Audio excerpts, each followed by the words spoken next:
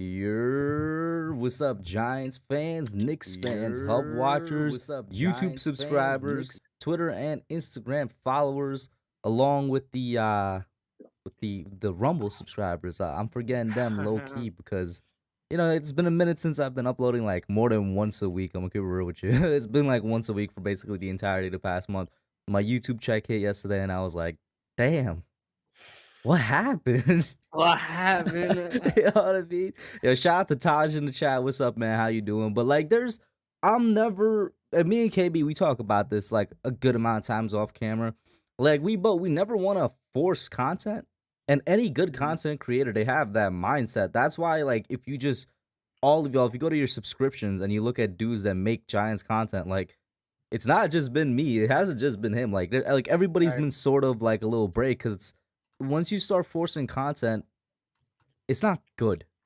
It's Right. never good. Right. The Yo, you product's want to talk terrible. about that a little bit, bro? Like, I feel like I don't have enough descriptive words to say what I mean when Yeah. I mean it's like it's not good. On top of that, every time you force content, like I noticed, like from my point, like from my I guess experience. Of course, I've tried to force content before. Um, from my experience, it's not something I'm proud of. Like you rewatch the video and like, damn, like I'm not proud of that at all, and it didn't make any sense at all. I was just looking to stay on the algorithm. Right. What I've learned is just to kick back, enjoy, I guess, a time off, and not really make this feel like a job. You know what I'm saying? So, what I'm doing now is just enjoying, life right now, working hard, and then wait till the Giants get right back at or NFL stuff. Like, there's like no NFL news besides like we're getting a lot of deaths lately, dude. This offseason I has do been want to say rest insane. in peace. Jalen I'm Ferguson. gonna keep it real with you. I did not know until Durant just put in the chat that there was 2 deaths today. So rest in peace to those players. I 2 Ravens. I hope that they're good. Who Yeah. was it that passed? One was Jalen Ferguson, who was an edge rusher a couple years ago that came out of He's a Louisiana recent Tech. draft pick, right? A couple years ago, and then another one is a Yeah, former LA Tech. former Wasn't that player. 2019 or 2020? Yeah, remember we were like, oh, Jalen Ferguson in the second round, maybe. Yeah, Yeah. Wow, rest in yeah. peace to him. Does anybody know the causes? Natural causes? With car I have crash no idea. like I didn't Haskins or look. something else? I did not look into it. But I don't know. I mean, nobody's really like displaying it. That's the other guy, Tony Siragusa. Rest in peace to him as His well. nickname was the Goose. Mm-hmm. I'm not familiar with that player, but I am familiar with Jalen Ferguson. Rest in peace, both of them. That sucks as a fan to be part of a fan base because they're both Baltimore Ravens, and that sucks. He's a It really DT for the does. 2000 Ravens, that team that Yeah, absolutely creamed the Giants in the Super Bowl. they did. So They there's did that that. defense. Rest in peace to that. No, it has been a weird offseason when it's come to just passings of players. This is what now, the 4th or 5th guy Dude, or it 5th might be player that's more. It passed? might be more. I think this may be the fourth or fifth significant name, but man, Yeah. we've been seeing a lot of it. They're all significant. Don't get me wrong, but I'm talking about like names that we know of. Mm-hmm. Hmm. Oh man, I really want to know how Ferguson went. Also for the Yeah, he NBA was as only well. 20. He was only Yesterday or 26. yesterday or the day before, a similar story in the NBA. Rest in peace to a former first draft pick by Portland. I think it was 2019 or 2020. He passed away as well. He was only 25. So it's been just like that around the Wait, sports is world. it that guy that I think I seen it on Twitter. He was a draft pick and he like gained a lot of weight or Yeah, something it's like that. that And he was one. going Yeah. through a lot of issues. And then um Damian Lillard went commented on one of the posts that somebody was talking about and like Yeah, defended him because and stuff like that. one of the posts, it's similar to the Adam Schefter thing when Haskins died. It, like, remember when Haskins initially passed, Adam Schefter very insensitively tweeted out drafted Yeah. by Washington and struggled, and it's like you didn't need to Like include that. you and And it me was both know yeah we were yeah. critics of Dwayne Haskins. You don't say something stupid like that, you know? And then with Caleb Swanigan, thank you, that was the name of the guy. Some media outlet, they tweeted out Caleb Swanigan passed, and it was literally the same thing. They were like, he struggled in the NBA. He got cut and he gained a lot of weight, and that's why Damian Lillard commented, respected to him. He was like, "You guys are so fake. Why, if you were gonna make an actual rest in peace post, like it was essentially along the lines of that, why would you say the extra stuff that you said towards the end? Just Like say rest in peace." yeah, there's no business saying that he struggled with Washington. All they needed to say was great Ohio State quarterback who threw 50 touchdowns in 1 year, which is what he did. Has passed or whatever. Why do you have to highlight on the bad things? That even a player that I would hate the most that passed away, I would never describe them in that way. Mm-hmm. That was very So insensitive of Adam Schefter. so yeah, in general for the offseason for NBA and NFL, rest in peace to those guys. But that's why I asked. I was like, I want to know if there was any health issues with Jalen Ferguson or something. So Yeah, I mean, I can look that up, but we'll see. yeah, he was young too, man. Jalen, a lot of these guys are very young, man. Like, Yeah, I know, Haskins was like right around my age, wasn't he? Like 24 yeah. Haskins was or younger, um maybe well 22. drafted in 2019 at age 20 or 21, right? So you He was could young, go man. off of that. I want to 3 say he was drafted at ago. age 21. Let's see here. No cause of death was given yet, so we're Okay. still. Wow, it's been a whole day. I haven't seen nothing. They're probably holding off out of respect for the family and whatnot. But I guess shifting off of those really dark topics though, chat. This is gonna be kind of what the Just Chillin' podcast was last night, where we talked about literally anything and everything. So drop all your questions, whether it's Giants related, offensive line related, which was also the focus of the Just Chillin' podcast last night, uh, Knicks related, NBA draft related, which is tomorrow, and I will try my best to see if I could do like a stream for it because I have been wanting to get more and more into the NBA, and there's so many rumors with the Knicks as usual. I call it, and everybody else on Twitter, they call it Knicks for clicks season because just Knicks like the for Giants, clicks. this is where they parallel a lot. They might not be good teams for a long time now, for essentially 10 years for both of them, but there's still great names and franchises. So Uh every huh. single season or every single off season, you will see the biggest ticket guy, whether they're a free agent or not. They're connected to the Knicks. Oh, this guy, he wants to get traded to these destinations. One of the destinations just so happens to be the Knicks. Like, yeah, right. This free agent, he wants to go to these places. One of them just how happened to be the Knicks. It's the same thing every off season. And we're having that. We had it this offseason with Donovan Mitchell. Even before the offseason started, we had it with Jalen Brunson. And now there's kind of a believable one, or I don't know if it's believable, but it's one that I actually want to be true, which is that the Knicks are linked to the Sacramento Kings, who hold the 4th overall pick in the draft. We're currently With picking. Randall. I don't know if it's necessarily Randall, but we're currently picking at Oh, 11th. And yeah, basically, it's the rumor is that we want to trade up to 4 to get Jaden Ivey. The thing is, Randall is the one that's proposed the most because he's obviously the current best player on the Knicks.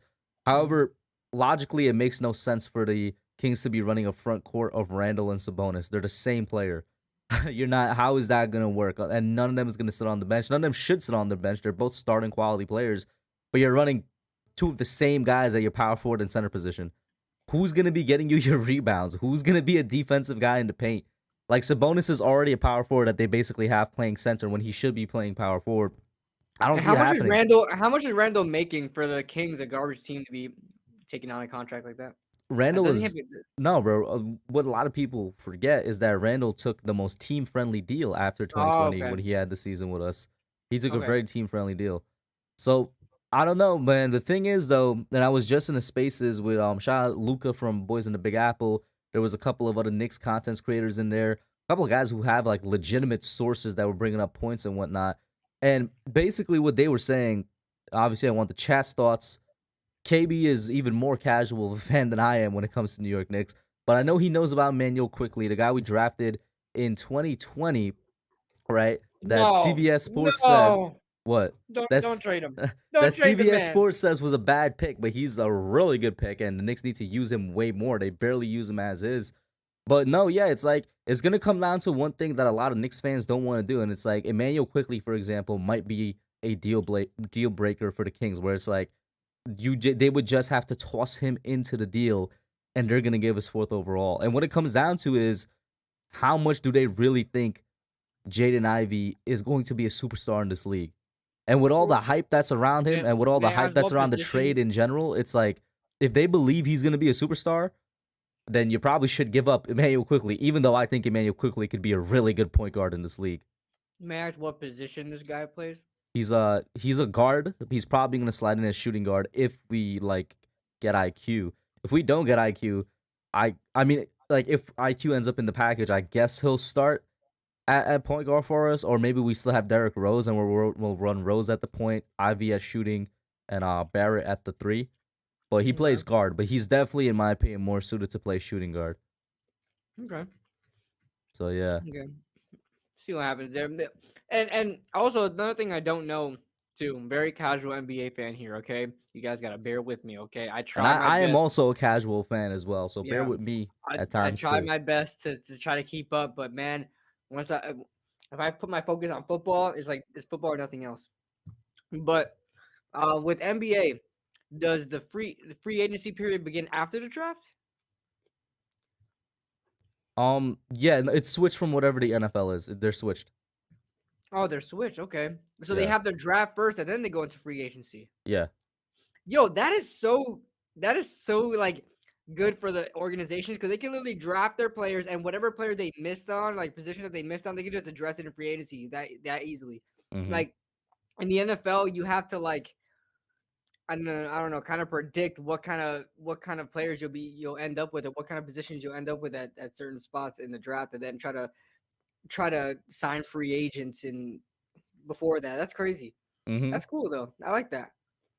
No, I do I'm like that. with you there, bro. I'm definitely with you there. I prefer the structure of the offseason that the NBA has compared to the NFL. I would want to get that out of the way first, the more unpredictable part.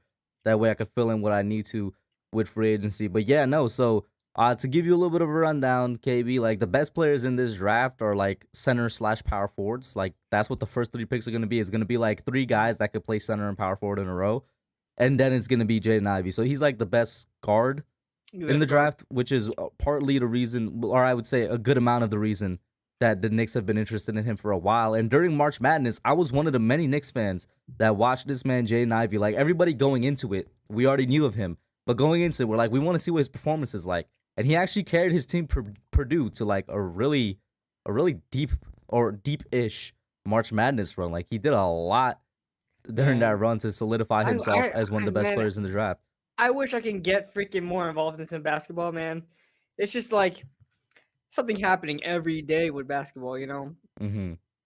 It's hard to keep up, man, but I do love the sport, man. I wish I could like March Madness, stuff like that. There's so many freaking teams in March Madness. Like, how the hell do you really keep up? Like with football, like That's why it's called madness, bro. I know. It's like when I watch football, I like to watch as much games as I can. Like, you know, and then even that's hard to do, but there's not a lot But of also, games, and just it's like in very addition to you structured. saying like that's why there's many teams. That's why it's so impressive for whoever wins the tournament. Because if a first seed makes it all the way, they went through like a ton of battles to get Oh there. yeah. And then if it's a Cinderella story, it's the same thing. It's like this team that wasn't supposed to Mhm. last went through a ton of And battles to get this far. and odds are they're not really playing the same teams over and over and over again. There's so many teams, like you're playing a different team over and over and over. Like you're never playing the same team. Mm-hmm. Like And I see some Giants questions slash NFL questions. I'll definitely get to them. Mike Nixon says Jaden Ivey is better than Quickly. I love Quickly too, but if I had to get him up to get Ivy, I'm doing it. And that's basically that comes back to this. And this is where I'm asking you, KB. You don't even have to be a deep basketball fan because of the terms I'm using here to answer yeah. this question. Yeah, it's Like like draft stuff, yeah. if you really believe he's gonna be a superstar, you have a guy in Emmanuel Quickly that could be a star, right? Mhm. If you gotta throw him in the pay to trade package to get a superstar, but it's the draft, we know. So he could end up being a bust, Right. knock on wood. Right. It's like, Right. what do Right. you do? Like, what do you do in that situation? Well, it's a risk, but look at the Kyler Murray situation with Josh Rosen. Like, no, I don't think anybody really thought Josh Rosen was going to be a superstar or a star, but he was a first round quarterback drafted in the top 15. So obviously he was held in high regard. But then, you know, you see a guy like Kyler Murray come out, you had the first overall pick, and they went after it. Was risk and reward, and they made a risk and got the reward. This could be the same type of situation here. Now, obviously, I guess you said that they don't really play the same, but they're both guards, but not they're different, right? He's more of a shooting guard, and Quickly's more of a point guard. Um, but I feel like it'll be the same situation there. If you really feel like this guy is that much better, and he's shown that he's that much better, because remember, like you said, you know, getting a guy in the draft, you never know how they're going to translate to the next level. And so, getting a guy like Ivy, you really got to feel like he is the better player and has a higher ceiling. And not only has a higher ceiling, just more like if you were to throw him on the court right now, who's better? Like that's kind of how think of it. And if he has superstar ability, go ahead and do it. Emmanuel quickly was a second round pick. I mean, this guy definitely No, he was a first beat round. out. He was a late He was first a round first pick. rounder. Yeah, he was Oh, like pick late 20 first something. rounder. Gotcha, late first rounder. Um, but I mean, he beat out a lot of expectation. I don't think anybody really thought for him to be that good. Everybody said, like you said, CBS Sports even said it was a bad pick and things like that. But no, quickly to Um, this, and this gets into another point I was gonna say. mhm. Quickly, like his rookie year was the better of the two rookies we drafted, him and Obi Toppin. Obi Yeah, Toppin yeah. improved a lot, and I mean a lot. His second He year, his did. sophomore He did. I year, remember a lot of people he was, frustrated with him. bro. He was averaging when he had like an actual chance to start, and that's a problem with Tom Thibodeau and the Knicks. Yeah. Tom Thibodeau does not like starting the young guys, which is stupid. But That's just an when old mindset of exactly, sports. I but hate like that. Like Tom when Coughlin was Toppin had the chance to start, bro, he was averaging almost 20 points a game, and it's like Jesus, what a jump, yo. But yeah. it's like, and this is gonna be a controversial opinion. I'll see what the chat says. You as a Knicks fan, even though we're both casuals, we'll still see what we have to say to each other.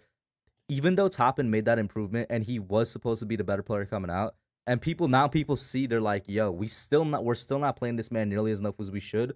Who knows where his ceiling lies? Mhm. I would rather trade Toppin than trade Quickly. I'm still more of a fan of Quickly, I would and I agree feel with like part you. of that has to do with the fact that he already has a higher floor. And yeah, like remember, we still know what Toppin's ceiling is. We Mhm. know Quick ceiling is probably somewhere around like fringe all star type level player. It's like I don't know, man. If it I came down to probably those agree. two, because that's one of the reports as well, where it's like for this deal to go through, the Knicks would have to give up either Toppin, either Quickly, or one of the young guards that we drafted just this past draft. Mhm.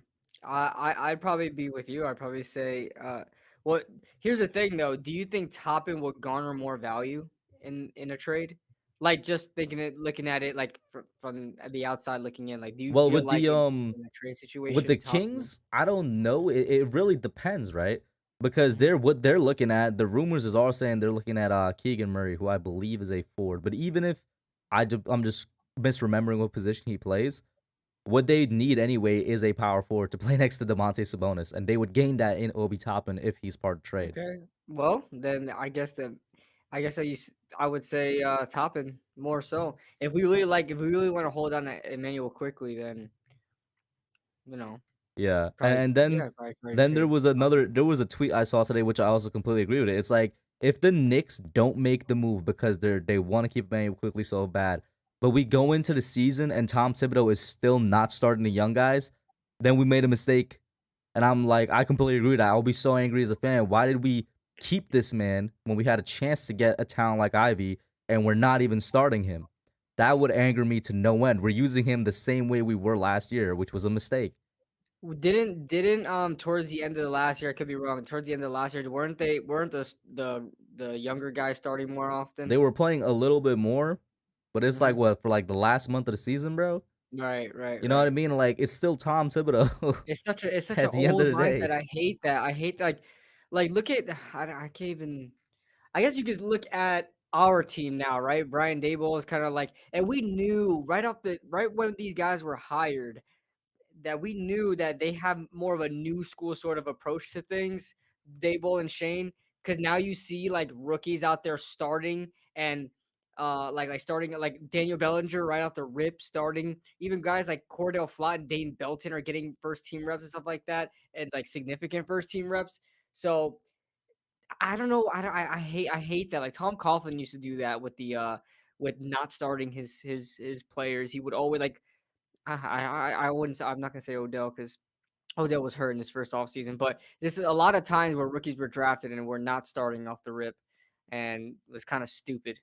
But So so yeah. earlier today there was a trade where that kind of affects the draft, right? The Portland Trailblazers acquired from the Detroit Pistons Jeremy Grant, starting power forward. He's not a great power forward, but he's good. I like his game. I like him a lot. Good defensive presence, and he could shoot the three ball as well. So he goes to Portland, and now you got Detroit, a team that's sitting at number 5 overall, I think, right behind the Kings, and it's like Detroit has a need for a guy like Julius Randle now. Like if the Kings don't want Julius Randle, which remember Right. Go logically right they down the fourth shouldn't or because fifth. it doesn't make sense. Mhm. maybe the Knicks should explore the option of going to number 5 and just Now, kind of but hope then that the Kings don't take Jaden Ivey. Because remember, right, here's the right. thing though, KB. So I'm Mhm, gonna give you a little bit of the draft knowledge that's been going around. They're mhm, apparently in love with this other kid, Keegan Murray. Like the whole reason the Kings thing even came up is because they've been looking to trade down for a while now. So okay. the idea here is that you're banking on the fact that they don't get a trade down and they just straight up say, you know what, we love this guy Keegan so much we're gonna take him, and that Ivy drops to 5.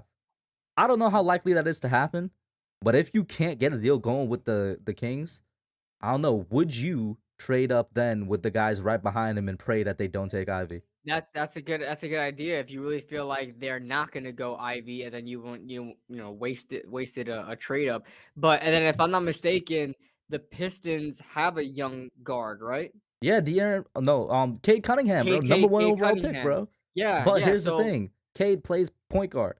A backcourt of Cade wow. and Jaden Ivey at Yeah, shooting guard would right, be right. deadly. So So the you do you Pistons think? would take Mhm. Ivy if he's there at 5, with no But question. what if you give them Emmanuel quickly? I don't know. Even though quickly is not much of a shooting guard anyway, right? He's more of a point. He can play So both, but like I think he and a lot of Knicks fans as well think he projects better at point for like the rest of his yeah, career. yeah. Huh. And he's a little smaller, right? He's a little smaller. I don't think so. I would have to look that up. He looks lanky for sure. He looks lanky, but I don't know. I always look at shooting Yeah, he's guards as six like more three. He's bigger. 6'3", 190. I always looked at shooting guards to be like more bigger because like Clay's like bigger than Steph, and But but yeah, no, now there's a team right there at number 5 that has a need for a player like Julius Randle. So we shall see. We'll see what happens, man. And then of course, if the Knicks don't get anything and they stay at pick 11, a lot of the picks that I've seen, and this is in the scenario if we lose Mitch Robinson, our center, who's one of the better centers in the right, NBA, I but he just yeah. has injury issues. I guess we'll call him the Saquon Barkley of the team Is he for a this free agent? instance. He's a free agent. He's coming off his rookie Ooh. contract. If we lose him to free agency, because even though he's a good center, you're not signing him to anything crazy. So if he's demanding crazy money, in my opinion, you're gonna have to let him go. It's gonna be a major blow to the team. But then in that situation, it's like, all right, I guess you draft this center Jalen Duren, or Duran. He's kind of mocked a lot at the 11th overall pick. And if we don't do that, I forgot the name, but Mike mentioned it to me yesterday. There's like a couple forwards that they could look at. But it depends, right? Now draft is before free agency. It's not like the NFL, so it's like if they take Jalen Duren, I think that's a sign that Mitch Robinson is either demanding too much or the Knicks are saying we can't afford to sign him back or something like that. Mhm, mhm. So in that Yeah, situation, like what would you do? You're like, we have a center that when healthy is one of the better centers in the NFL. right. However, it's when in the NBA. NBA. However, the key phrase is when healthy, and he's Right, demanding right. money similar to, for example, I think he's going to demand similar money to Robert Williams, who is the Celtics' current center, and also one like I definitely say Robert Williams is like a top 15, top 10 center in the league. Mm.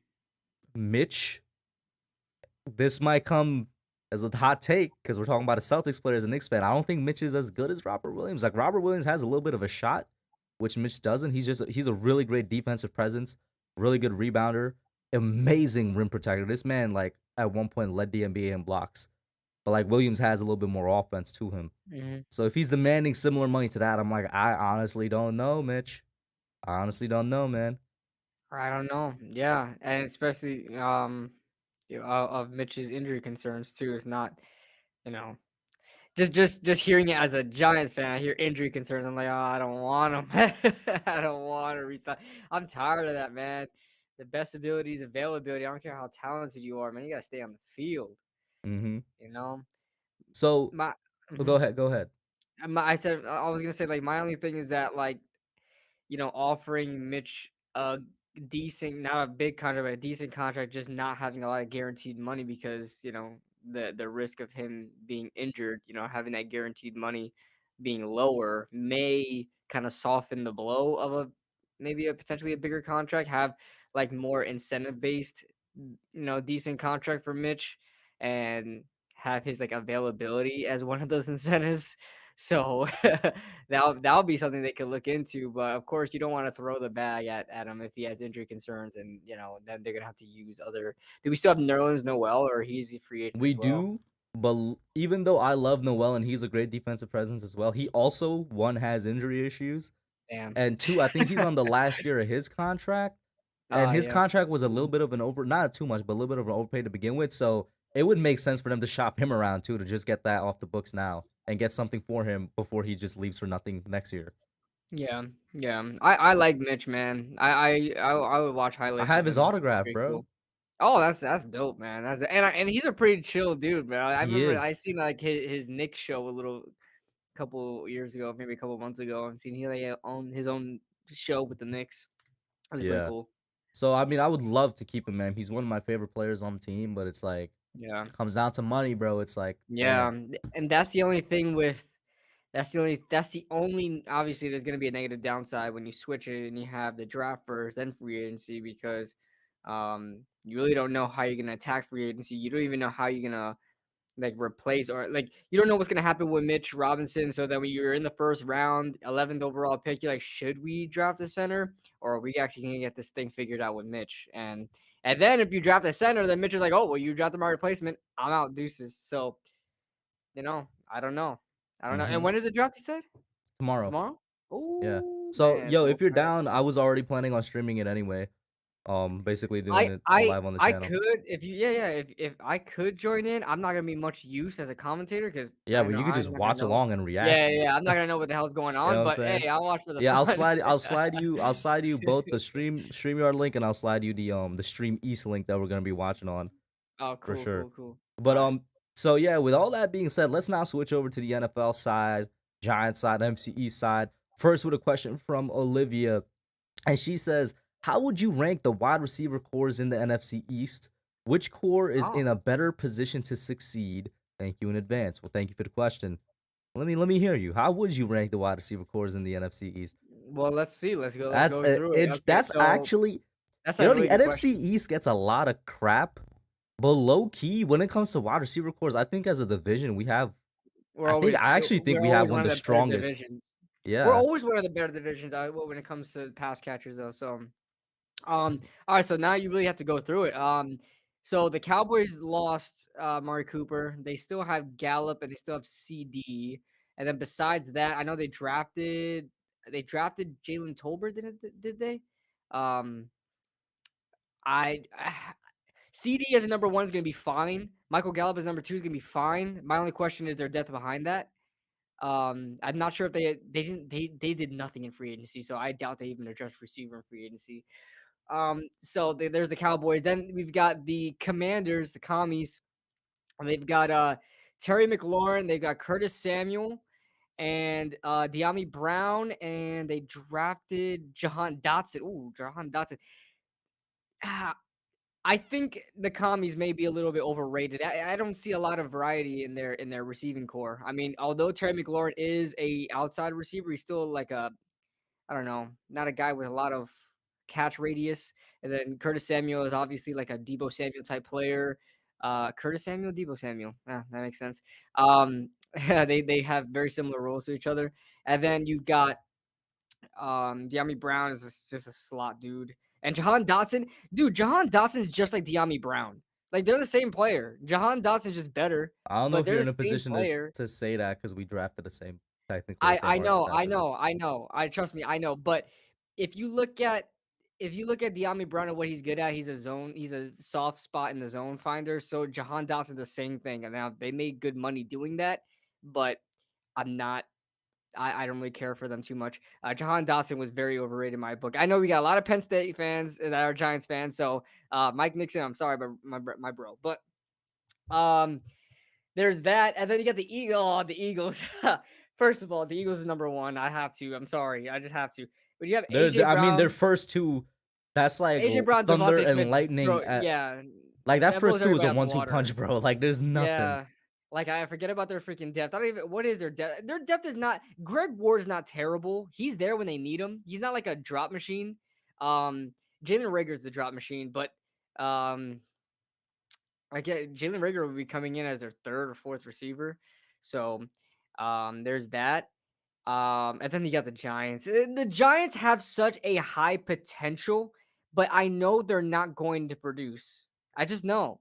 I just know despite, what we're trying to do on offense, I just don't think these group of guys are just gonna get on the right page. Like Kenny Galladay as a number one receiver should be a really good number one wide receiver, and probably this wide receiving core should be second in the end, and but not a close second though. Like there's the Eagles tier, and then we drop down, then there's us. Um, and because when it comes to CD and Michael Gallup, I think they're a really good duo, but they have no depth on that wide receiving core. So I would say I want to put the Giants number two, but I'm not going to because I don't think these guys are going to produce. I don't think Kenny Galladay really fits anywhere. Like it doesn't look like Kenny Galladay really fits anywhere. And so I think a lot of the times you're going to see Sterling, Kadarius, Wandale be used, and Kenny Galladay is going to be the guy that's there that really eats up like the freaking double team and takes the safety off or whatever. But I'm gonna put the Eagles. I'm gonna put the Cowboys for now because we'll see what happens with the Giants receiving core. Then I'll put the Giants as a close third, and then yeah, I'm they're gonna do it. I'm gonna put the freaking commies at number four, even though they have decent depth. I don't. Besides Terry McLaurin, I don't see that receiving core being good So let me at hear your all. rankings again, 1 to 4. I Eagles, then it drops all the way down. Cowboys, Giants, commies. Let me ask you this though: Mhm. who has the best number one receiver in the NFC East right now? Eagle. I would say Nah, Eagles. I would still say Terry McLaurin is the best number one receiver You because think? of this. And this is gonna be an argument that's been used for a lot of receivers throughout NFL history. So if I you like have AJ Brown. People if be. you have like a certain reaction to it, I get it. But like Terry McLaurin has produced at extremely high levels with absolutely I nobody love for Terry. quarterback. I With I love nobody I at the love quarterback Terry. position, bro. I love Terry. And don't sleep on CD, man. CD, man. Yeah, yeah, I like CD too, but I think the CD fact as that this far as man has been doing production what he's go, doing yeah, yeah, with like not a single good quarterback, like I think the best quarterback they've had is an old Ryan Fitzpatrick. Like that's kind of telling. yeah. You know what I mean? I love AJ Brown. I know his numbers aren't like freaking blow you out the water, but look at Kenny Galladay, same thing. But I love AJ Brown. I love watching AJ Brown play. I would still have to say AJ Brown's the number one in my book, but I could see where you're coming from with Terry McLaurin, and I do like Terry McLaurin as well. But I would still put You put I CD just above hold him? him above AJ Brown No, for like number one receiver. Like who? Give as me a give me better. the four number one receivers in order. Okay, Kenny's definitely on the bottom. Um, I put AJ number one. I So put you think AJ is the number one on the team and not Devontae Smith? I don't know why people are saying Devontae Smith's the number one. I don't know why. I love It's just AJ. Listen, I love AJ Brown it as might well, it bro. might Cause eventually listen, get bro, I there. like It might little people. eventually get there, but People who's call me making the out all more the money? time, bro, Who's and they say I overrate AJ Brown. I'm like, what do you mean I overrate him? He's one of the best receivers in the league. he But is? like, I don't know, But man. I you feel like had Devontae Smith is the number one on that team. it may eventually get to that point, but I just looking at the business side of things, he's making $25 million a year. He's not there to be a number two. He's gonna be there to be a number one. Maybe eventually Jalen Hurts might favor Devontae Smith, and maybe Devontae Smith may get the majority of targets when it's all said and done. But who's gonna start off at X receiver? It's gonna be AJ Brown. He's making too much money to be a number two, you know. So we'll see what happens there. Like I said, maybe eventually I could definitely see it happening. Devontae Smith ends up with the more targets, the more receptions, more yards, things like that. But I gotta have AJ day one number one guy. So I'll put AJ number one, and then Terry McLaurin number two. Don't sleep on CD Lamb. I'm gonna put CD Lamb very close to Terry McLaurin, but Terry McLaurin edges him out. And then freaking Kenny Galladay. I've grown really tired of Kenny Galladay lately. I don't know why. The Just man's hearing his just name the man's just annoys the me. man's just sitting at home, showing up to practice, and Kimmy's like, can't stand that dude. I can't stand it. Because man, it's like golly. I get last year how much we barely use the guy, right? But when given opportunities, I've seen this live, like in person, like 50-50 balls that he was thrown, he just flat out dropped. Like I get it, you need to be thrown into it, get it going, and you need to be consistent, stuff like that. Like consistently be getting opportunities and he didn't get much. But even when he was given opportunities, he didn't come up with the ball a lot. And he's supposed to be a 50-50 ball guy. That like if he was a slot receiver that creates separation and he's not catching traffic balls, then I'd be like, okay, I'll let you slide there. But literally, his name is known in the NFL because he catches the 50-50 ball. I expect you to catch it at least 50 or more percent of the time in those contested catches. And a lot of the times, especially on third down, he did not come up.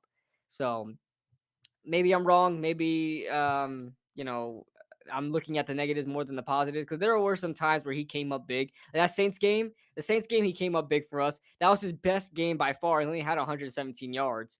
I mean, that's all right, but that being your best game as a $20 million wide receiver is not good. And I think that is his only. Correct me if I'm wrong, Kush. Is that his only 100-yard day, 100-yard game that What last game was year? it? He had. I remember it was like 117 yards against the Saints. I don't It's know if somewhere it around was. there. If I don't know, it probably was. If not, it's like one of two. If that was his only 100-yard game, that was terrible. But he's definitely not number 4 right now. And we even ranked him even when we signed the guy, we even ranked him as like the 16th or 17th best receiver in the league. So there's no way he's even close to Terry, CD, or AJ, even Devontae Smith. So So to the original question, what up, Flex Lopez? How you doing, Hazelnut? Yuvraj in the chat, Alan boy. To the original question, which was basically which was the best wide receiver core in the NFC East, and then I'll get to the second part, which is a different question. The second part, so I'll get to that with you in a second. But to the first part, if I were to rank them, I have definitely different rankings than you do. I'd say. all right, let's go over it. So, well, first of all, let me pull up a depth chart quickly to refresh my hmm memory of some of these wide receiving core. Let's see. Depth chart. I like the Cowboys were on top like a couple years ago, but their depth is terrible. So it's actually way more difficult than I thought it was gonna be. Oh man. I probably have the Commanders as my first one. Ooh, Um I okay. I think like we were just saying when we were ranking number one receivers for the NFC East, hmm I do think that Terry McLaurin is the best like number one Okay. option in the East right now. And this is a little love from me because I loved Curtis Samuel so much. I wanted the Giants to sign him. If he could stay healthy, I think that he's one of the best slot receivers in the league and somebody that can play on the outside if needed. And then Jahan Dotson as a third option. I agree with you. I think he was like definitely overdrafted, a little bit of a reach, but he's a good as a third option, right? And then they have depth too. They got Cam Sims, a dude that cooked us. So I'm not about to talk trash about him. And then Diami Brown as two good backups. Then at number two, um, I actually have the Giants at number two. I think that our depth is better than expected. Damn. So we got I Kenny. agree with you, but what about I production? got Like, I got Kenny. great. We got Okay. Kenny, Okay. Tony, Yeah. Shepard. I guess We is have is our great number depth. three, right? We probably have the best depth in the NFC East. I'll Yeah, give you that. and Yeah. then behind them, Slayton. Yeah. Uh Slayton's our potential number oh no, 5 guy, forget bro. that. Yeah, Slayton's not number four. Wandale Robinson is number four. Yep. Slayton is number five. Uh, and there's like that's a good first five in my opinion. Even though we have more guys behind them, the problem is, of course, the first three guys are injury prone. The Yep. first three are injury prone. Even Number Slayton. four is really good in terms of not being injured at the college level. We'll see if it translates to the NFL. And number five is also injury prone. So it's like, I guess I should change my list to if everybody can stay healthy, this is how I would rank them. Because I said the same thing for Washington. I'm like, if Curtis Samuel could stay healthy, I feel like that is the best wide receiver core in the East. If everybody in the Giants could stay healthy, I feel like it's the second best. Then I got the Eagles, and then I got Dallas. And it really comes down to depth as well with those last two. Like I feel like the Eagles have worse depth than Dallas do, and Dallas doesn't have good depth to begin with. But the Eagles do have that great 1-2 punch. Now, if I Yeah. were to do it, and let's say injuries do happen to all of these injury-prone players, then it's like it's completely reversed. It would be like Dallas, Eagles, Commanders, Giants. You know what I'm saying? Yeah. So we'll see. But the second part of the question was actually which one is in the best position to succeed, and now that's a different question, right? Because that involves things like quarterback, Quarterback play, mostly offensive line quarterback play, play and offensive line play, I would say, and scheme. offensive scheme, exactly. So in terms of which one's in the best position to succeed, Dallas. who would you say? Dallas? Dallas, no joke, no doubt about it. Kellen Moore's one of the better like passing game the offensive coordinators out there. Like all there's a reason why they had like 3 1,000-yard receivers on the team is because they spread the ball very, very nicely. They know how to get like equal opportunities for everybody, and they just ball out. Michael Gallup was like their third receiver. He had 1,000 yards. Like, come on. Um, I'm not sure if CD had 1,000 yards last season, but because I know there were some games where he looked like he was left out. But um, I think Dallas is definitely in the better chance to succeed, and he's And they have the the best best quarterback. quarterback. They Yeah, have the the best best quarterback in quarterback. the East right So, now, so and they have a decent running game to keep the defense honest. So, they don't have the best offensive line anymore, but they have a good enough offensive line. yeah, good enough, good enough. So who would you have right behind them? I have the Eagles. Not because I'm a big fan of Jalen Hurts, but their offensive line is really good, and they actually found a good way to have Jalen Hurts. Like Jalen Hurts and Devontae Smith had really good chemistry, so hopefully they can get that going with AJ Brown. And it's very good that you have two arguable number ones on the team. So 1A and 1B sort of. So that puts them already in good position. They have the best offensive line in the division. So there's that. So I put the Eagles there, and then I put Washington because you never know what we're gonna get with Carson Wentz. So I don't know. And their offensive line is not good either. So and then who the hell is their offensive coordinator over there in I don't Washington? know. I don't even know. So yeah, then there's Washington. And you know what? I'm gonna put the best position to succeed. I'm gonna put the Giants at 3, and then I'm gonna put Washington because you're bringing in Carson Wentz. He's his first year there. I mean, you don't even know you're gonna get chemistry with these guys. And their offensive line is gross. And then you got the Giants at number 3 because I like Brian Dable. I trust that Brian Dable and Mike Kafka should be I a thought you said you freaking. had the Commanders in number 3. No, I switched it. Thinking Okay. about it more. As far as position to succeed, like the Giants definitely have a better.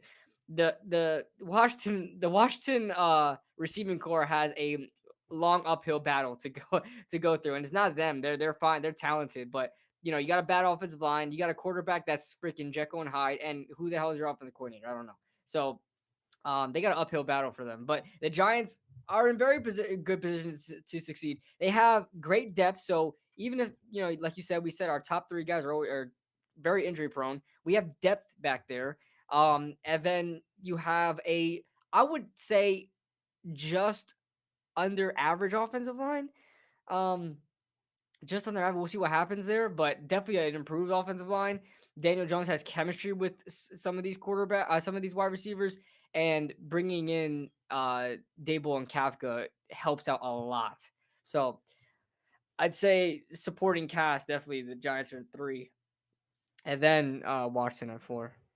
All right. So I got Dallas as number 1 as well because of the combination of best quarterback and good offensive line automatically just has them up there with one of the better offensive coordinators in the league, right? I feel like they just have a perfect combination of all 3. That's number 1. And it gets Yeah, really hard from there. It really does. it is. You You got have to the do a lot of Eagles who got thinking. the Yeah, best offensive line and a quarterback who could take a legitimate step forward in his 3rd year. At the same time, he could not. it's You know all what I'm projection. saying? Yeah, it's all Like he could projection. not. But they have the best offensive line, not only in the East, but probably in the league. A lot of Giants fans won't like to hear that, but it's the truth. It It's is the out there. truth. I really don't know how I feel about Jordan Mailata, but I mean, Who is the Eagles' offensive coordinator? I think it's their head coach. No. Yeah, Nick Sirianni, right? Well, Sirianni. And I don't think. Well, as far as offensive coordinator, I'm sure they had their own offensive yeah, coordinator. But yeah, I but think he was the one I think calling play plays, caller. right? Yeah, I think And play and caller I'll say Sirianni. I this, could be wrong. I at could be least wrong. for half of the season, I found myself saying he's calling plays that make Jalen Hurts look good, or he's calling plays that just helps out Jalen Hurts a lot. Yeah, yeah. And so That if he supporting continues to cast. do Yeah. that, you have a really good offensive coordinator. So maybe I have the Eagles at number 2 as well. I think I might end up having the same one as you because with the Giants, you get to an improved offensive line, an Right. offensive line that I think is top 20. So not necessarily middle of the pack, but approaching middle of the Just pack. under. Yeah, Just like under. just under. And, we hope to God that they could get to there. But it's improving offensive line. I think the Giants, as crazy as it is, I do think we have the best offensive coordinator in the East. I'm not even saying that Hell yeah. not even saying that with Well, bias. I like Kellen Moore a lot. Best play caller. Let me correct myself. I Play think caller. Brian Okay, yeah, Daboll. Brian Yeah, Dable. Yeah, as yeah, Brian Daboll. That's what I'm talking about. I know that yeah, our yeah, offense yeah, coordinator is Mike Kafka, but at least for yeah. the Yeah. first year, Brian Daboll is Play going to be in caller. charge. Yeah, Let's not yeah. fool nobody. Dable. Hell yeah. He's way ahead of Kellen Moore. It's not even close. Oh So you yeah. got that in terms of coaching, right? Like we sweep the coaching part of it, but then it's like offensive line a little bit below middle of the pack, and quarterback play even more volatile than what I just described with the Eagles. I got no idea what to expect from Daniel Jones this year, and like if it was just a That's why I little put bit him at better, 3. if we had like if I had like the feeling I had with Jalen Hurts with DJ, I would have us at number 2 because the offensive coordinator is just carrying it. Right, But right, I right. don't. It's like I legitimately don't know what to expect. I hope he succeeds. You know, just because I said that sentence, people are gonna be calling me a fake Giants fan. But I do hope that he succeeds. It is what it is. And then with Washington, I think legitimately, if Carson Wentz plays bad, he is the worst quarterback in the East. That's if he plays bad. Isn't that crazy, man? A couple Yeah. years ago, he was MVP caliber, and now he's Well, it's like, 5 years he's ago at this point, garbage. not a couple. I know, but that's crazy, bro. And Yeah. second overall pick. They got an offensive line that's also, I would say, middle of the packish. And I have no idea what to think of their offensive coordinator. So it's like, yeah, Washington's at the bottom, man. Washington has a bad offensive line, man. I don't know. Is it worse I than don't know. ours now? Oh yes. Oh yeah. Then for sure, Oh yeah. I yeah. mean, even Dude, more who's their reason left they're tackle? at the Who's bottom, their bro. freaking left tackle? I don't know. Dude, I don't even know. And then I don't know. They drafted Cosme 2 years ago. He was garbage. So who do they replace him with? I don't know. I have They no don't have Eric idea. Flowers anymore. So So let me read a couple comments here. Mike Nixon says Dotson was not a reach. My God, put some respect on his name. dude, Mike, he was drafted like freaking Dotson's gonna have 16th to give me like overall. 700 yards for me to say he was in a Dude, reach, they bro. I'm traded up sorry. for Dotson. Yeah, Didn't they trade up for Dotson? Oh God, what is it, 15th overall or something? yeah. Jesus, no way. Um, Carson says keep sleeping on the Eagles wide receiver core. I'm not sleeping on them in the sense that like they're bad. I just like they have the best 1-2 punch in the East without a shadow of a doubt. Right, But then like, after what's the that, it's depth, like, bro? Like, who's yeah, behind them? I yeah, don't even very know. similar to the Dallas situation, but Yeah. And Island Boy says we got the best offensive and defensive coordinator. I would agree. oh yeah, Wink I is would agree. decorated, bro. We got the Wink. coaching game down pat on paper. We got to see if they That's can another execute. That's what question. it That's is. another question. I know this is our projection because we don't even know what these guys are combined yet. But like, who do you think is the best coaching staff in the NFC So let's East? address that next, then, if you Okay, want to. okay, Let me yeah. finish off with these things right here. Though Carson, and I believe he's an Eagles fan because he says Shane Stitchen was the offensive coordinator and called plays for Who the the hell second is half of the that? season, and Sirianni did the first half, which was more pass heavy. And then they said Stitchen will be calling them this season.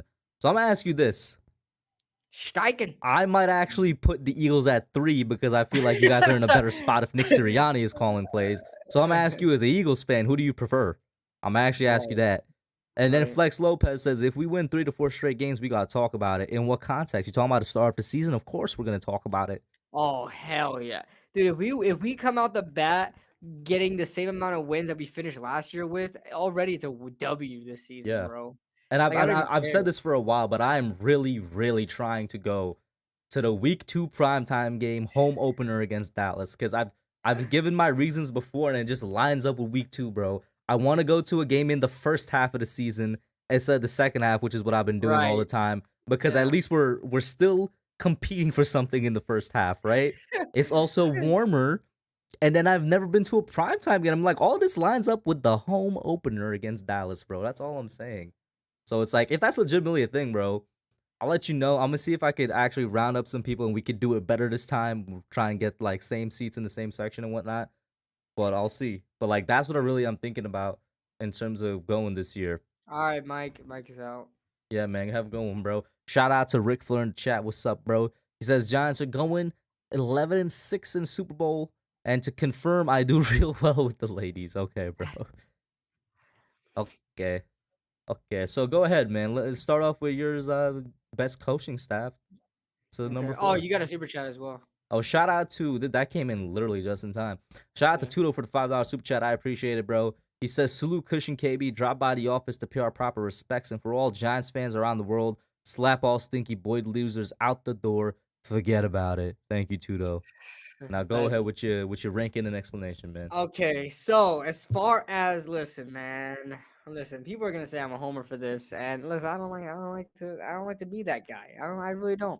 What I had to tell you, dude, you got a team with Brian Dable and the freaking magic that he put on last season with Josh Allen. Like the whole reason why Josh Allen is freaking Brian Dable, right? So we got Brian Dable, we got Mike Kafka, who is the freaking quarterbacks coach for Kansas City. Come on.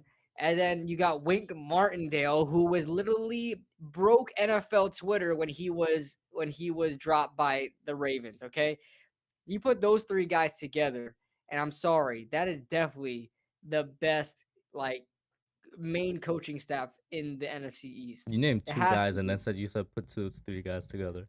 No, I said Daboll. Wait, Daboll as a head coach. Yeah, Daboll, Kafka, and the trio there. The head coach, offensive coordinator, defensive coordinator. Dude, it's freaking like you. I get it, right? Like Dallas has Dan, Dan Quinn and uh Kellen Moore. I think Kellen Moore carries that there. And then Mike McCarthy, even Dallas fans don't like Mike McCarthy. So I don't really care too much about him. You look at the Eagles, right? Offensive coordinator Steichen. Um their defensive coordinator, they got a new one, didn't they? They got a new defense coordinator. Who the hell is it? Dallas? No, Eagles. They got a new one. Bro, let me look up let me look up these coaching staffs, bro. Yeah, they got a new Eagles defensive coordinator. coaching staff. They got a new logo. Yeah, it's ugly as hell. Oh my god, it looked like somebody took a freaking axe and just Jonathan Gannon hacked is it. John their Gannon. Okay, defensive I don't give it. coordinator.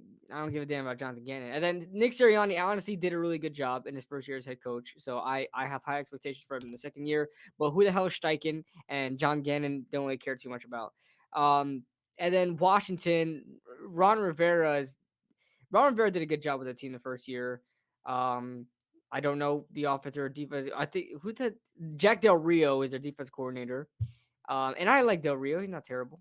Um, has had a lot of average defenses in the NFL, so don't really care too much about him. And then offense coordinator is I don't know. So, I mean, due to freaking process of elimination, dude, I'm sorry. First year projection, I don't give a damn. Call me a homer. I think the Giants have the best trio coaches, the trio in the NFC East. As far as their production goes, first year, I don't know, but I like what I'm what I'm seeing from them. So yeah. So a little bit different for me with the rankings, right? Okay. I'm with you. On paper, I think we have the best if projections go as they are. But like it's we're talking projections, man. Oh I man. know it's Listen, hard. if they perform as I expect them to, they're not even close, the best coaching staff. But I'm not gonna do that. I don't want to seem too much like a homer. I'm actually gonna put them down at number 3 for now. I was gonna put Okay. them all the way down to number 4, but I can't do that. Fair. That spot is held very specially by the Dallas Cowboys. And you know why? Even though I actually love their coordinators, their head coach is a joke and has been a joke in the NFL for a long, long time. Mike McCarthy, McCarthy, yeah. gotta go. He He got brings down dragged by that Aaron coaching Rodgers. staff a lot, bro. Yeah. That man's bringing down that coaching staff a lot. So where do I have 1 and 2? At 1, that leaves Commanders and Eagles. I'm pretty sure nobody expected. At oh man. At 1, I probably You now have I to go want to change Eagles. it.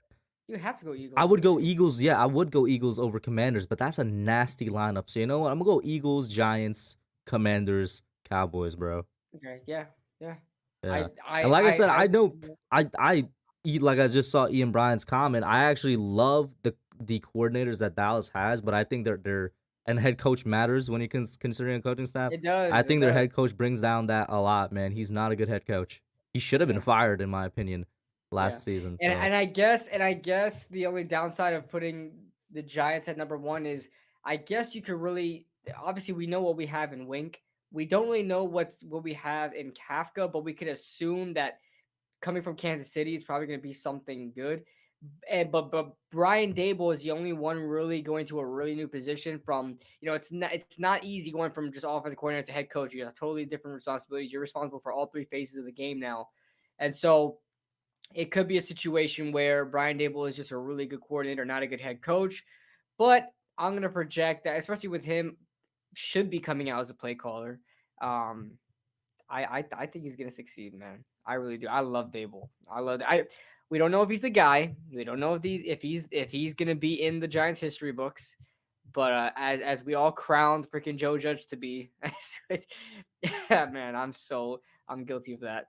But I'm not gonna sit here and put Brian Dable in Giants history books. But man, I he's got a lot of expectations, a lot.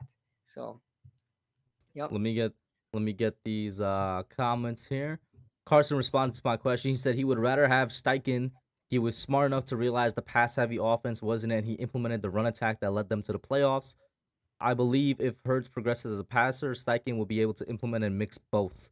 Then Yuvraj says, not gonna lie, I think we're overhyping Mike and Brian because of the QBs they quote unquote made. Mike Kafka, well, we're not saying that he made. I don't think anybody's saying he made Patrick Mahomes. If there's anybody that anybody would argue No, it made was Patrick Andy Mahomes, it's Reid. Andy Reid.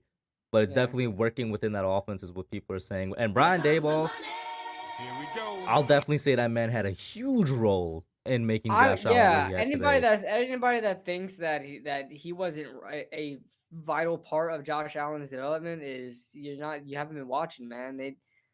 Brian Dable was a huge part of Buffalo in that offense and what it was. Mm-hmm. Shout out to Tudo. I'll get to that in a second, my man. Then Yuvraj says, I think the Eagles have the best coaching staff. Our Giant staff has questions right now. For me, the biggest questions, of course, what y'all gonna do when push comes to shove and we're actually on the field? You know what I'm saying? Shout out to Yeah, Big Blue yeah. for Life. Ortiz, what's up, man? How you doing? Uh, Ian says, I think Dallas has the better coaching staff, but overall, he has to go with the Eagles. The Commanders will probably be first to me, but the team's always injured. Silver Party, Mhm. what's up? And then Yuvraj says, I'm not high on Brian Dayball only because the real success he had was only in Buffalo. And that's because he had Josh Allen who had all the potential in the world. He also had success at Alabama, but I don't even know if that's fair to say. But that's not. He hasn't had much Like, of an opportunity there's to do been so. tons of Everywhere quarterbacks he's that's had all the potential in the world.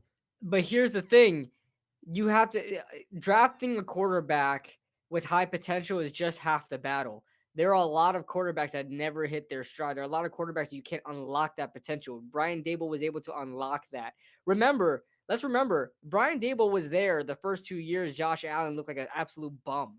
Okay, let's make that very very clear. Josh Allen had a very Daniel Jones like. As a matter of fact, Daniel Jones had a better rookie year than Josh Allen did. Let's make that very clear. Okay, they had, as far as rookie years go, I'm pretty sure Daniel Jones was better.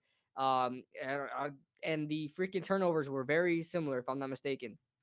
Um, but Josh Allen hit his stride. It just freaking clicked in his third year.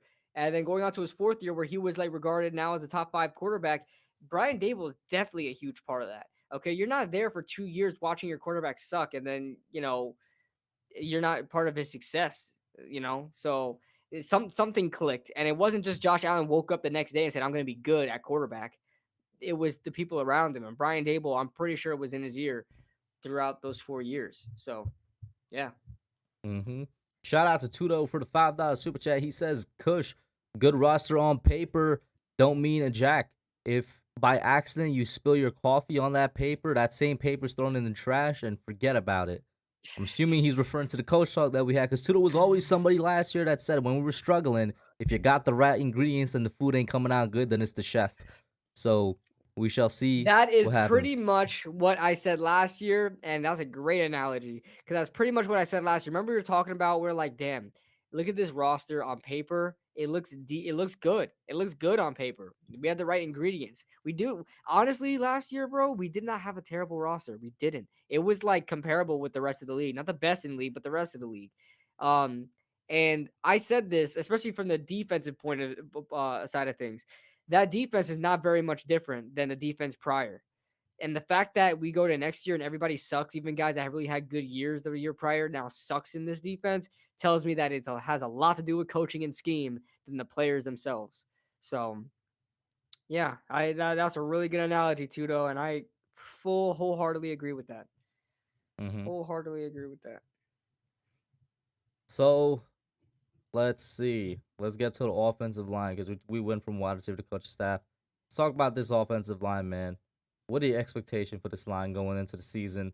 Got PFF ranking us as number 18. I think they rank Andrew Thomas as the 20th best overall lineman, not like tackle, but overall Oh, lineman in the league. linemen. They're high I on him, would man. I would have to check on that because if it was They're 20th best tackle, then I got some words for them. Because uh, he's not. He's. I think he's better than 20 at the no, tackle position. yeah, yeah, can't be the best 20th best So that's tackle. why I'm like, it They're high had on to him. be overall lineman, bro. They've been high on Andrew Thomas since he was coming out in the draft. They were the only ones that really kept him at number one tackle. They on I'll give them that. Like like we say it all the time. We always preface this, but PFF is not the be all end all. It's like, supporting evidence, I guess.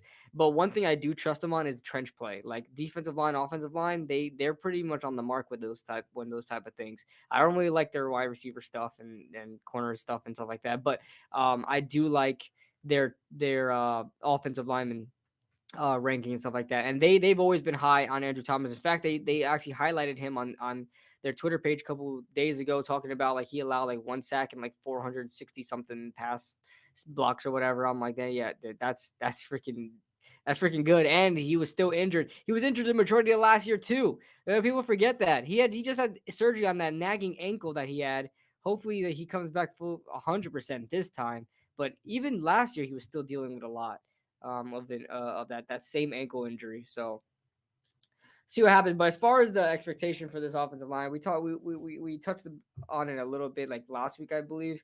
Um, I I'm okay with ranking them 18 to start because, like I said, you don't need all five offensive linemen to perform to be even a top 10 offensive line. You could go down the list even by what PFF ranks as the top offensive line. They came out with their top rankings, and they each ranking has each individual player in their grade, and you could see that even in the top 10, you go to ninth or 10th or seventh or even maybe a little higher, you're going to see one or two offensive linemen on each offensive line that has like a 50 grade or 60 grade or whatever. You're going to get that. If you have three offensive linemen, preferably like a guard and two of your tackles, you're gonna that's a good offensive line. And the Giants right now have a good, in my opinion, at a projection, a good offensive line. Evan Neal, Andrew Thomas, and Glowinski is pretty much what you can use to start.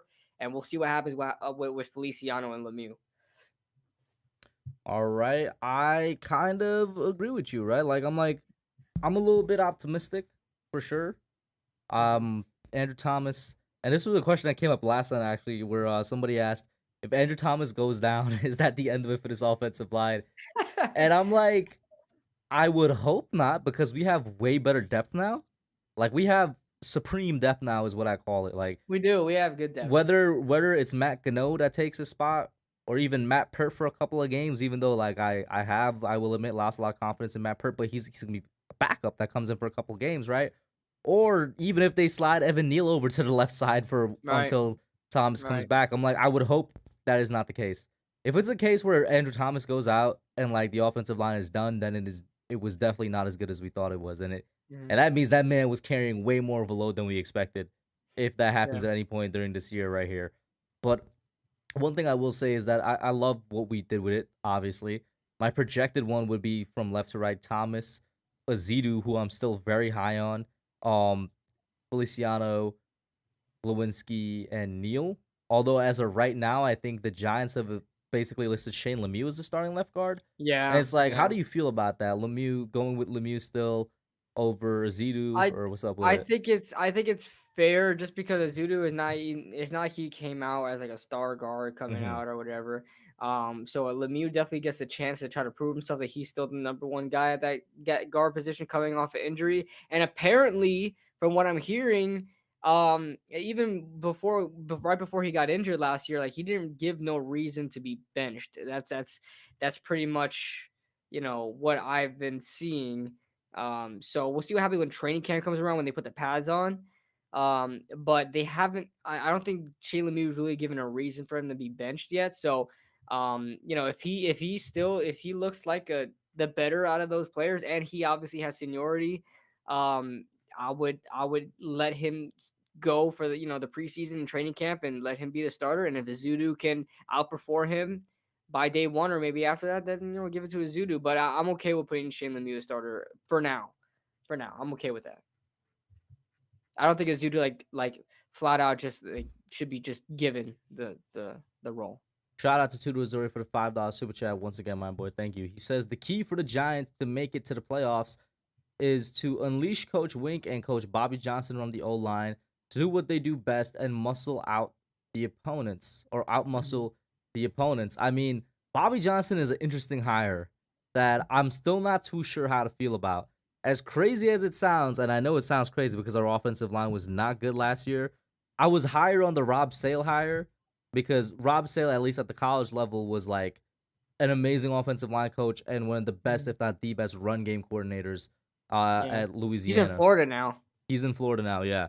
Rob Sale is a good offensive line coach. The Bills, they have, funny enough, a very middle of the pack offensive line. So he does his job. And we've just talked about you don't need necessarily the best. As long as they could do their job consistently, that's what you're looking for. And that's what the Bills offensive line did. They did their job consistently, but they were like, I would say around that middle of the pack average offensive line. Bobby Johnson himself, though, like when the Bills lost him, nobody treated it as a big loss. And I was like, it's kind of weird. Right. I know this is weird reasoning, but I'm like, if he was like, like a really good offensive line coach, you'd think they'd be worried about replacing him or something, but they weren't. Maybe that's just my PTSD as being a Giants fan talking because they're like, oh, we have a good front office. We could trust them to replace a good offensive line coach with another good offensive line coach. But I'm just like, I am a little worried on him. I'm not gonna lie. I'm just like, I don't It's know how he's fair. gonna It's perform. fair because I mean, it's all right to have trust issues because look, think about it. We had Mark Colombo, who is a highly decorated freaking offensive line coach coming from Dallas, and he sucked. He was fired mid-season, and then we brought in Guglielmo. Guglielmo was some Another freaking really highly rated offensive line coach. yeah, Yeah. and then he comes in, the offensive line doesn't look that much better. Then they bring in Rob Sale. Rob Sale doesn't make the offensive look that much better. So it's all right to have trust issues with this offensive line because no matter who we bring in here, no matter how decorated these coaches are that we bring in here, it just doesn't seem like they can make it click. So now it's tasked to Bobby Johnson. So hopefully he's able to unlock. Obviously, he has a lot better to work with too. Let's make that clear because it's not like Colombo, Guglielmo, and Rob Sale had a lot to work with. Now you're bringing in a guy like Evan Neal. Now you're bringing in a guy from Indianapolis and Glowinski, and now you're bringing in familiarity with John Feliciano. And so, not saying Feliciano is good by any stretch, but for some familiarity to help Bobby Johnson out a little bit with. So yeah, there's that. So definitely improvement, and you got a lot of depth too, right? Azudu is a really good depth piece. Like he's a guy you could throw in every. He's gonna be our freaking David Deal of our team. Okay. Let's see here. Your says I'm cautious about the O line. Thomas is a stud, but he may be injury prone. Mark almost got benched with the Colts last year. Lemieux, John, and Neal are all question marks. So I'll start from the first thing and move down. I would hope that Thomas is not injury prone anymore because he got another surgery that he's healing from. Last offseason, when we were worried about the injury prone thing as well, he came off another surgery, had a great sophomore year. He was knocked out for I want to say a game, maybe 2 games this year, and we really saw how much he meant to that line. And then he had another surgery. I would hope that it's the last of the surgeries, and now he's good. His body is healthy. Both of them were on his feet. I would hope that his feet are good now, and that solves the injury issue basically. But I could see the concern. Mark almost got benched with the Colts last year. That's definitely a good point to bring up. I would just hope that he taps into what was at one point one of the best guards in the NFL, playing on one of the best lines in the NFL. He could tap into that. I would have to look into why he almost got benched. Sometimes it may not even necessarily be his fault. Maybe it's just like Is that confirmed? Hey, like, how do we know he almost got benched? He either got benched or he didn't. How do we that's a know good if he question. almost got benched? That's a good question. Right. That's maybe there's reports. Maybe there were reports, man. We'll see. Uh, And Lemieux, John, and Neal are question marks. I wouldn't say Evan Neal's a question mark. That's my only response to that. But if you want to say anything else, KB, go ahead. I wouldn't say Evan Neal's a question mark. Of course he's a rookie. Maybe that's the question mark there. But Evan Neal was one of the safest draft picks in this draft. So yeah, Mm-hmm. Oh yeah, man. Max Garcia. I keep forgetting about him. Max Garcia is great depth for us. I think he's on the interior, right? yeah, That man is a yeah, really good yeah. depth for us. So Yeah, if Glowinski ends up getting benched, I think Max Garcia could slide in and be a good, not great, but a good he's really offensive old lineman though. for I think us. he isn't he like really old. Mm-hmm. Garcia. Azuri says Bobby Johnson is a player developer to the next level. And then let's see. Olivia says she saw, and I saw the same video. Andrew Thomas in a workout video. He looked really good. It might be just me, but he looks really lean. I don't know if Evan Neal came on and he's like, I see how Evan Neal is built. I'm trying to get like that. But I don't know if you saw his recent workout video. It could He's have been always the looked lighting or pretty lean something. to me. He's always Pretty looked lean. leaner, but like Yeah. he looked like almost Evan Neal level of lean. I was like, wow, he does look really good. He was moving really fast too. I'm like, all right, I like it, bro. He's recovering good from his surgery. You love to see it. Mm, yeah. Yovraj said because Neil's a rookie and he might not be that good. I get that, but if you look at the pedigree of Alabama offensive linemen, they don't disappoint. They just don't. Like if they're first rounders, they don't disappoint. I mean, excluding Alex Leatherwood because we don't talk about him. But And everybody knew Leatherwood was like everyone knew. Yeah, nobody everybody was knew high he on wasn't going to Leatherwood. be at the level of like the other Alabama tackles. And then he was Exactly, drafted high too. exactly, exactly. So you look at the offensive line for Alabama. If they were drafted in the first or second round, the odds are they're not going to disappoint you. They are very technically sound over there in Alabama. Jedrick Wills probably not. I mean, Jedrick Wills still good. He's not bad. But a lot of people had him number one, and that's not the case. But Jedrick Wills was good too. Jonah Williams is actually pretty damn good with Cincinnati. There are a couple Alabama offensive linemen out there balling out. It's very hard to miss on an Alabama tackle. It is. I mean, I don't think the percentage of failure is that high. So if I'm gonna draft any tackle from any school, I'm going Alabama first, and then I like if I'm definitely say I like secure and safe with saying that. Like Hmm. if I had to take any tackle from any school, I'm going Alabama first. I'm looking at Alabama. So yeah.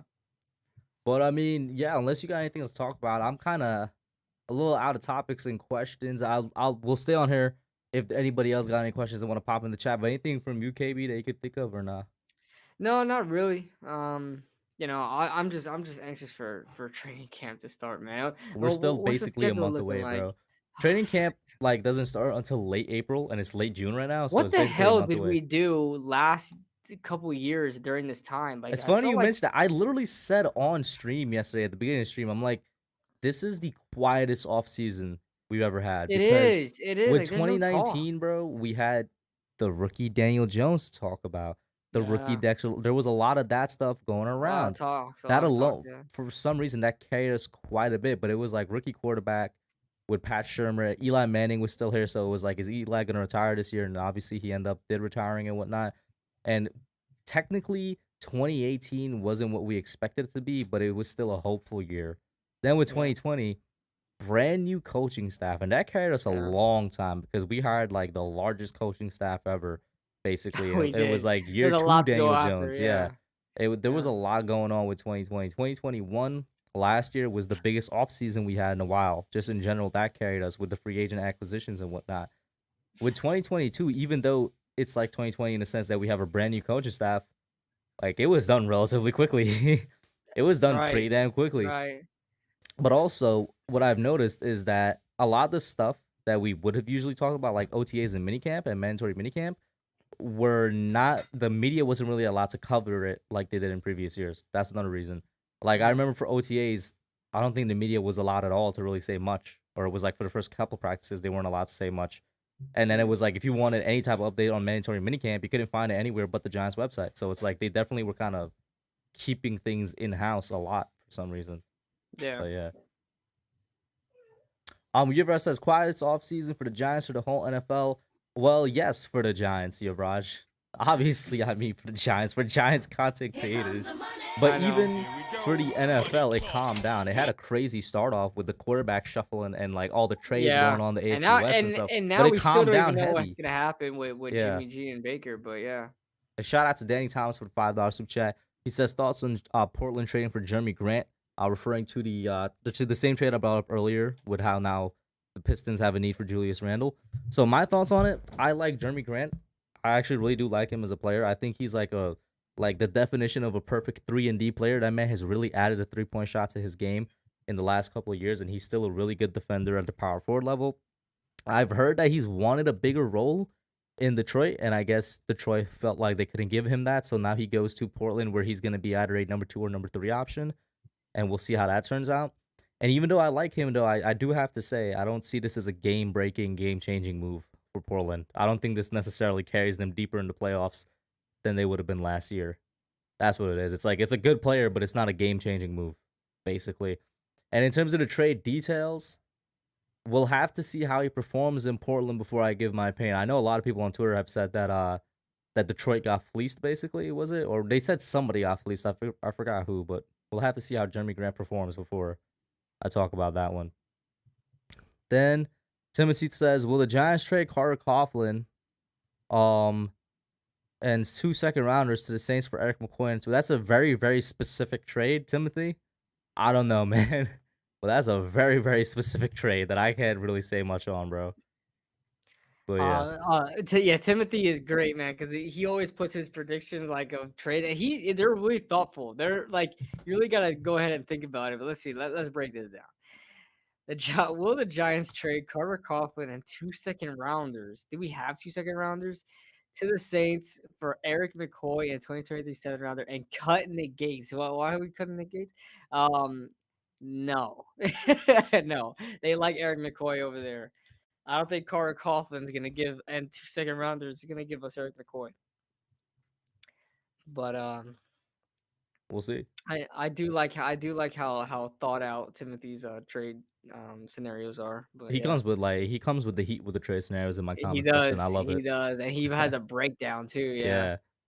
Hey man, but I think that's gonna wrap it up for this episode, guys. Shorter by about just about 10 minutes than usual, so we still managed to go a little bit.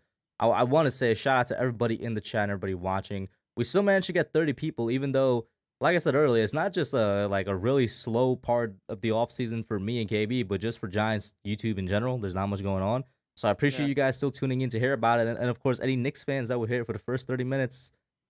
So that was fun as well. KB, any last thoughts before we close it out, man? No, not really. Just everybody enjoy your off-season time, and we'll be back on it before you know it.